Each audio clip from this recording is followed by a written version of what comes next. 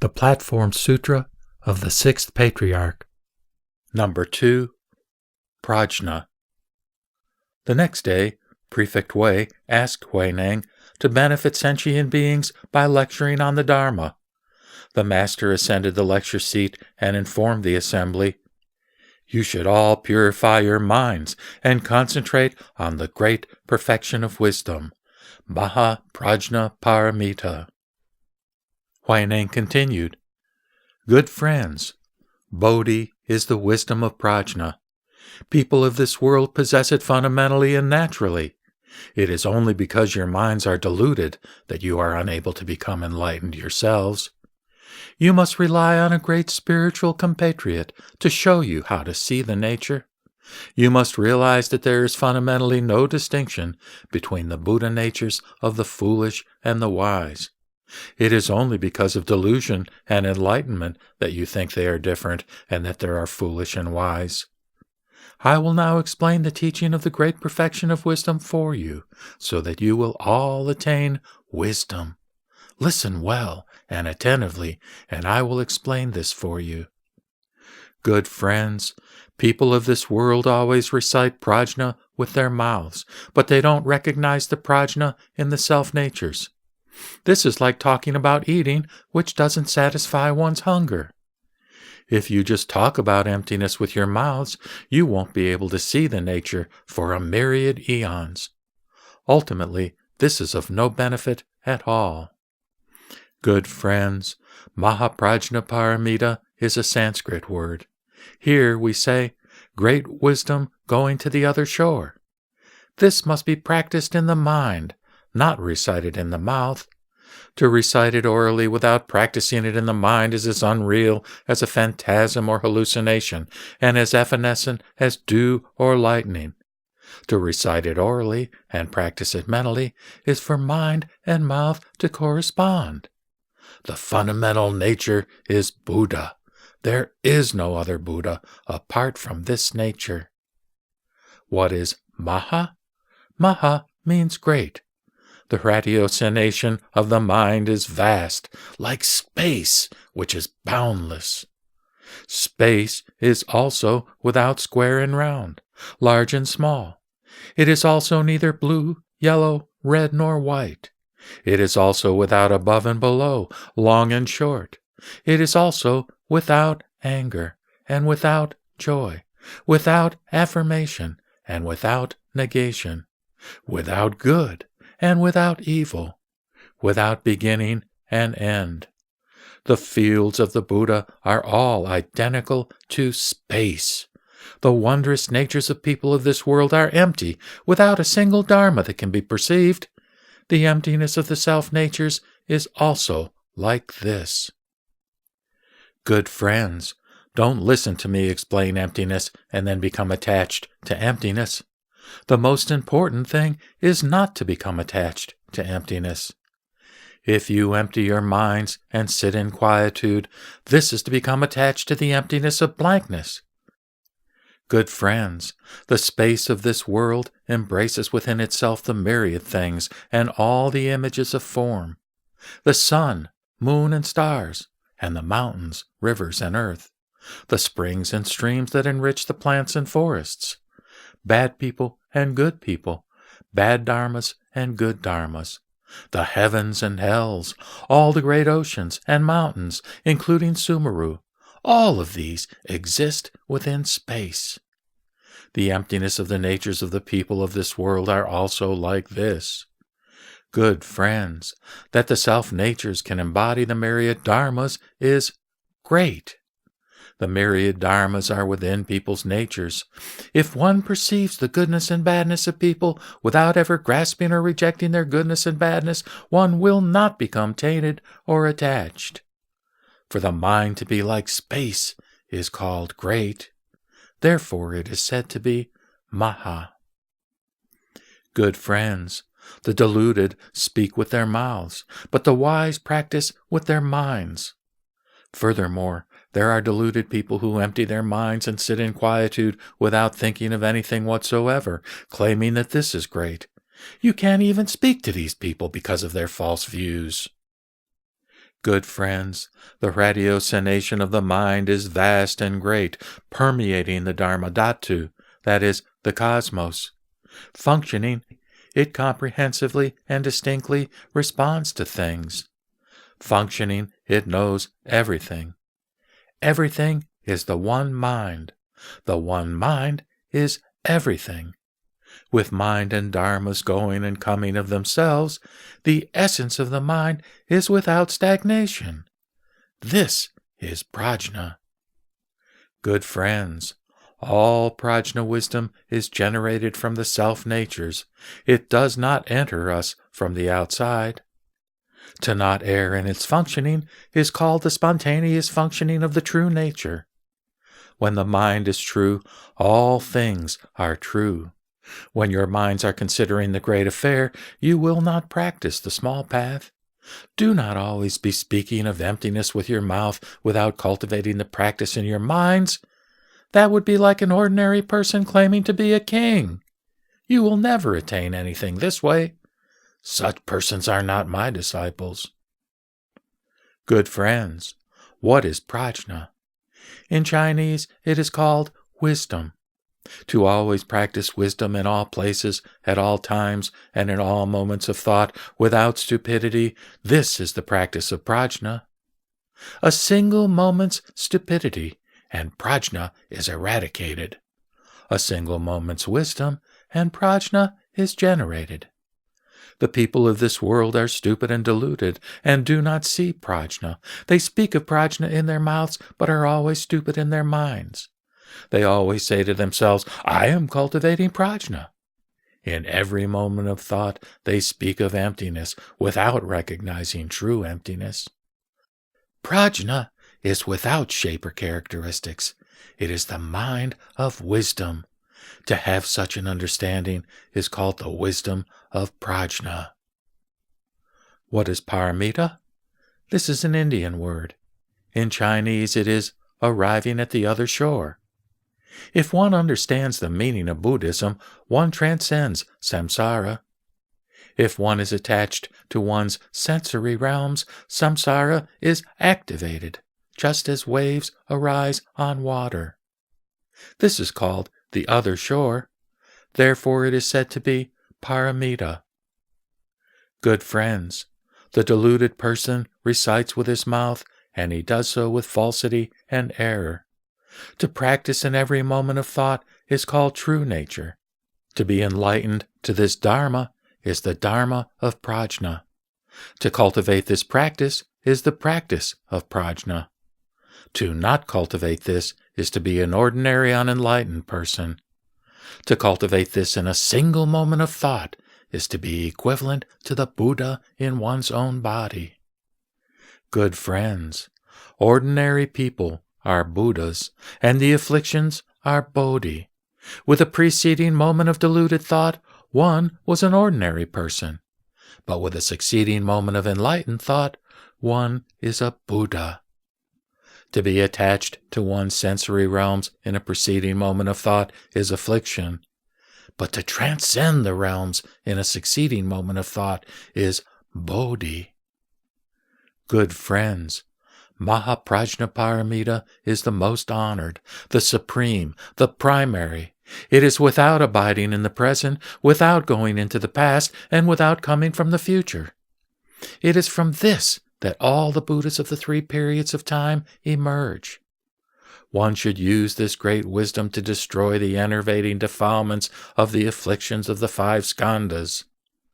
Those who cultivate in this fashion will definitely accomplish the enlightenment of Buddhahood, transforming the 3 poisons into morality, meditation, and wisdom. Good friends, in this teaching of ours, 84,000 wisdoms are generated from the one Prajna. Why? Because the people of this world have 84,000 enervating defilements. If they were without these enervating defilements, wisdom would always be manifest, and they would not depart from the self-natures. To be enlightened to this Dharma is to be without thought, to be without recollection, without attachment, to not activate the false and deceptive. This is to allow one's self-suchness nature to function. To use wisdom to contemplate all the dharmas without grasping or rejecting is to see the nature and accomplish the enlightenment of Buddhahood. Good friends, if you wish to enter the profound Dharma Dhatu and the Samadhi of Prajna, you must cultivate the practice of Prajna and recite the Diamond Sutra. Thus will you attain seeing the nature. You should realize that the merits of this sutra are immeasurable and unlimited. They are clearly praised within the sutra. I cannot explain them fully here. This teaching is the supreme vehicle. It is preached for those of great wisdom. It is preached for those of superior capacities. Those of small capacities and small wisdom who hear it will generate doubt. Why? It is likened to rain poured down by the great dragon onto Jambudvipa. It washes away all the cities, towns, and villages as if they were floating plants. But rain falling on the ocean causes it neither to increase nor to decrease. If a person of the Mahayana or a person of the Supreme Vehicle hears this explanation of the Diamond Sutra, his mind will open forth in enlightened understanding. Therefore, you should understand that your fundamental natures have in themselves the wisdom of Prajna. Allowing this wisdom to function of itself in constant contemplation, one therefore need not rely on the written word. It is likened to rainwater, which does not derive from heaven. Fundamentally, this rainwater is engendered by the dragon, and it causes all living beings, all plants, all those sentient and insentient beings to be enriched. But the 100 streams flow together into the ocean, where they become one. The wisdom of Prajna, which is the fundamental nature of sentient beings, is also like this. Good friends, those of small capacities who hear this sudden teaching are like plants whose capacities are small. Beset by a great rain, they all collapse and are unable to grow. People of small capacities are also like this. They possess the wisdom of Prajna fundamentally, no differently from those of great wisdom. So why do they hear the Dharma without being able to become enlightened? Because of the profundity of their false views and layered afflictions. Just as if great clouds are blocking the sun. Unless a wind blows them away, the light of the sun will not be visible. There is also no great and small in the wisdom of Prajna. It is only that the delusion and enlightenment of the minds of all sentient beings differ. Those with deluded minds appear to be cultivating and seeking Buddhahood, but they are unenlightened to their self-natures. Hence, they are of small capacities. If one is to be enlightened to the sudden teaching, one cannot cultivate externally, that is, superficially. One should just constantly activate correct views in one's own mind, and the enervating defilements of the afflictions will be rendered permanently unable to defile one. This is to see the nature. Good friends, one should not reside within or without, and one's going and coming should be autonomous. One who is able to eradicate the mind of attachment will attain penetration unhindered. Those who are able to cultivate this practice are fundamentally no different from what is described in the Prajna Sutra. Good friends, all the sutras and all their words, the 2 vehicles of great and small, and the 12 divisions of the canon, all these were established because of people, and could only have been established because of the wisdom nature. If there were no people in this world, all the myriad dharmas would be fundamentally and naturally non-existent. Therefore, you should realize that the myriad dharmas were fundamentally generated because of people. All the sutras and texts exist through being preached because of people. Because some people are stupid and some are wise, the stupid being the small, the wise being the great, the stupid ask questions of the wise, and the wise preach the Dharma for the stupid. When a stupid person suddenly becomes enlightened, his mind opening forth, he is no different from a wise person. Good friends, if one is unenlightened, then the Buddhas are sentient beings. When one is enlightened for even a single moment, then sentient beings are Buddhas. Therefore, you should understand that the myriad dharmas are all within your own minds. Why can't you suddenly see the fundamental nature of suchness from within your own minds? The Sutra of the Bodhisattva precept says, quote, I am fundamentally pure in self-nature, close quote. If you recognize your own mind and see the nature, you will definitely accomplish the enlightenment of Buddhahood. The Vimalakirti Sutra says, quote, he then unexpectedly retrieved the fundamental mind, close quote. Good friends, when I was with His Reverence Hung Jen, I became enlightened as soon as I heard him speak. I suddenly saw the fundamental nature of suchness. Therefore, I am disseminating this teaching so that you, who study the way, may become suddenly enlightened and achieve Bodhi. You should each contemplate your minds and each see the fundamental nature. If you do not become enlightened by yourself, then you must seek a great spiritual compatriot, someone who understands the Dharma of the Supreme Vehicle, to indicate directly the correct path for you. This spiritual compatriot will have a great background and will, so to speak, lead you to the attainment of seeing the nature. This is because the spiritual compatriot is able to manifest the causes of all the good dharmas. All the Buddhas of the 3 periods of time and the 12 divisions of the canon are fundamentally and naturally immanent within the natures of people. But if you cannot become enlightened yourself, you must seek a spiritual compatriot's instructions in order to see the nature. If you can become enlightened yourself, don't rely on external seeking. Don't think I am saying you can only attain emancipation through the help of a spiritual compatriot other than yourself. This is not the case. Why?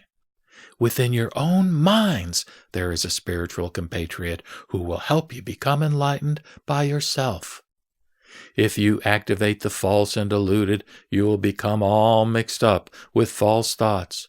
Although some external spiritual compatriots may be teachers, they cannot save you.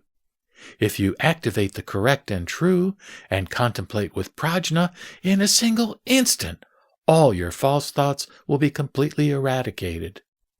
If you recognize the self-nature with a single experience of enlightenment, you will attain the stage of Buddhahood.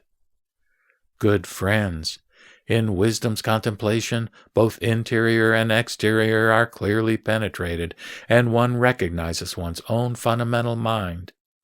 If you recognize your fundamental mind, this is the fundamental emancipation. And if you attain emancipation, this is the samadhi of Prajna. This is non-thought. What is non-thought? If in seeing all the dharmas the mind is not defiled or attached, this is non-thought. The mind's functioning pervades all locations, yet it is not attached to all the locations. Just purify the fundamental mind, causing the 6 consciousnesses to emerge from the 6 sensory gates, causing one to be without defilement or heterogeneity within the 6 types of sensory data, literally the 6 dusts, autonomous in the coming and going of mental phenomenon, one's penetrating function without stagnation. This is the samadhi of Prajna, the autonomous emancipation. This is called the practice of non-thought. If one does not think of the 100 things in order to cause thought to be eradicated, this is bondage within the Dharma. This is called an extreme view. Good friends, to be enlightened to the Dharma of non-thought is for the myriad dharmas to be completely penetrated. To be enlightened to the Dharma of non-thought is to see the realms of all the Buddhas. To be enlightened to the Dharma of non-thought is to arrive at the stage of Buddhahood. Good friends, those who attain my Dharma in later generations will see and practice according to this sudden teaching exactly as I have explained. Because they will generate the vow to attain Buddhahood and maintain it just as if they are serving the Buddha, they will not regress during their entire lives and will definitely enter the stage of sagehood. But they must transmit that which has been silently transmitted from before, imparting it without obscuring the true Dharma. If they do not see and practice as I have explained, but operate within the context of another Dharma, the transmission will not occur, and they will do a disservice to their predecessors. Ultimately, this would be of no benefit to sentient beings. I fear that stupid people will not understand and will revile this teaching, for which they will eradicate their seeds of Buddhahood for 100 eons and 1,000 lives. Good friends, I have a formless verse which you should all listen to. Whether you are a householder or one who has left home, you should simply cultivate in reliance on this. To not cultivate enlightenment yourself, but merely to memorize what I say, would be of no benefit at all. Listen to my verse. The penetration of preaching and the penetration of mind are like the sun located in space. I transmit only the Dharma of seeing the nature. I have appeared in the world to destroy the false teachings. There are no sudden and gradual in the Dharma. It is delusion and enlightenment that are slow or fast. It is only this teaching of seeing the nature which stupid people cannot comprehend. Although there are a myriad ways to explain it, those which are reasonable all revert to the one. Within the dark house of the afflictions, there always lives the Son of Wisdom. The false comes, and the afflictions arrive too. The correct comes, and the afflictions are eliminated. Allowing neither false nor correct to function, in purity one arrives at the remainderless nirvana. Bodhi, fundamentally, is the self-nature. Activate the mind, and all is false. Purify the mind within the false. Just be correct in being without the three hindrances. If people of this world cultivate the way, that is enlightenment, they will not be hindered by anything at all. Always see one's own errors and be in accord with the way.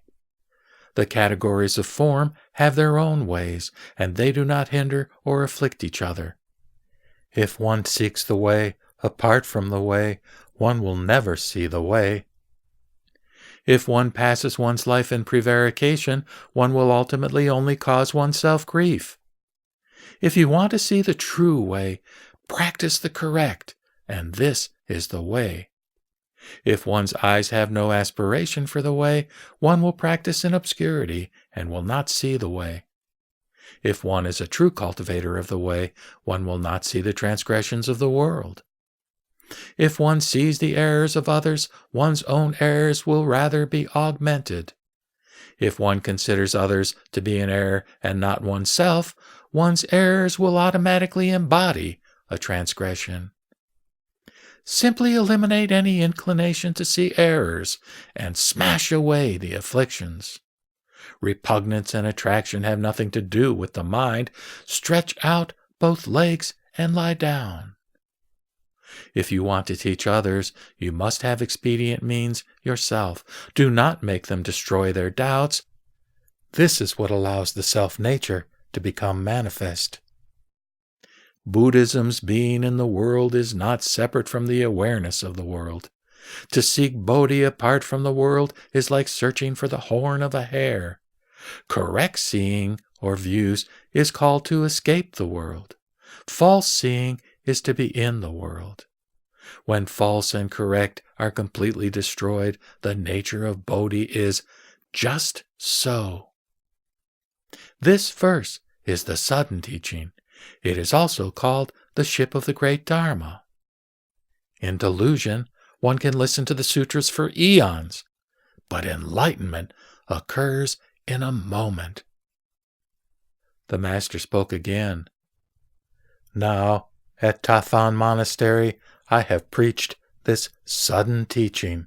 I hope that all sentient beings throughout the Dharmadhatu will, at these words, see the nature and accomplish Buddhahood." At that time, everyone listening to the Master's preaching, Prefect Wei, the government staff, and the ordained and lay followers, all experienced enlightenment. Simultaneously, they bowed and sighed. "How excellent! Whenever has a Buddha appeared in the world in Ling Nan?"